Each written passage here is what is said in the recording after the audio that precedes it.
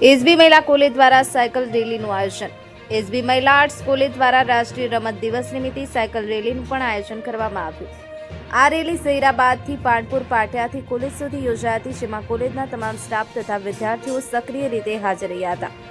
કાર્યક્રમમાં ડોક્ટર બિંદુ મદમ, ડોક્ટર ગુલામ નબી માસૂદ, ડોક્ટર ઇલિયાસ સગાજી તથા ડોક્ટર સુરેશ ગામી દ્વારા રેલીને લીલી ઝંડી બતાવી શરૂઆત કરવામાં આવી હતી। આ પ્રસંગે સોસાયટીના રહેવાસીઓએ પણ ઉત્સાહભેર ભાગ લીધો હતો।